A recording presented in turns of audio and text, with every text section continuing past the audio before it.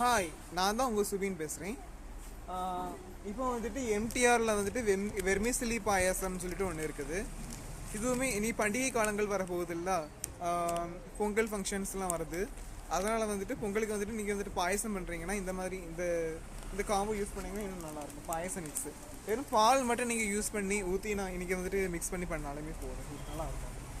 அதுக்கப்புறம் ஆச்சியில் வந்துட்டுமே ஒரு பாயசம் மிக்ஸ் ஒன்று வாங்கினா ஒன்று ஃப்ரீயாக கொடுக்குறாங்க.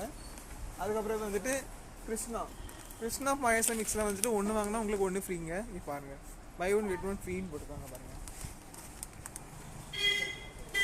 அப்புறம் வந்துட்டு உங்களுக்கு வந்துட்டு இந்த இதில் கிருஷ்ணா பிராண்டில் வந்துட்டு வெள்ளை சோள மாவு இருக்குது பாருங்கள். வெள்ளை சோள மாவு இது வந்துட்டு 1/2 கிலோ இருக்குது. ரேட்டும் கொஞ்சம் கம்மியாக தான் இருக்குது. அப்புறம் கிருஷ்ணாவில் வந்துட்டு மில்லட் ஃப்ளார் இருக்குது பாருங்கள்.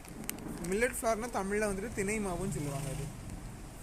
இதில் வந்துட்டு என்ன பண்ணலான்னா தோசை பண்ணலாம், வேறு புட்டு பண்ணலாம், நல்லாயிருக்கும் எல்லாமே. அதுக்கு கம்பு மாவு இருக்குது பாருங்கள். கம்பு மாவு இதில் வந்துட்டு கூழ் காய்ச்சி குடிக்கலாம், கஞ்சி வச்சு குடிக்கலாம், வேறு வந்துட்டு புட்டு பண்ணி சாப்பிட்லாம், நல்லாயிருக்கும். ரொம்ப ஹெல்த்தியாக இருக்கும் உடம்புக்கு. அப்புறமே கோல்டன் ஹார்ஸ் கார்ன்ஃப்ளவர் இது வந்துட்டு சூப் பண்ணுறதுக்காக வந்துட்டு பிரத்யேகமாக தயாரிக்கப்பட்டதுங்க, நல்லாயிருக்கும். அது கிரேவிக்கெலாம் வந்துட்டு இது வந்து மிக்ஸ் பண்ணிங்கன்னா கொஞ்சம் குழம்பு கொஞ்சம் திக்காக இருக்கும். அதுக்காண்டி இது யூஸ் பண்ணலாம். அப்புறம் கிழங்குலையுமே புட்டு மாவு இருக்குதுங்க எங்ககிட்ட.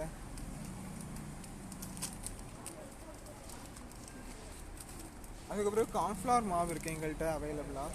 இது வந்து நீங்கள் மீன் பொரிக்கிறதுக்கு, அப்புறம் சிக்கன் பொரிக்கிறதுக்காக இங்கே வந்துட்டு யூஸ் பண்ணலாம். அதுக்கப்புறம் அடை தோசை மாவு இது வந்துட்டு பிரியம் பிராண்டில் எங்கள்கிட்ட இருக்குது.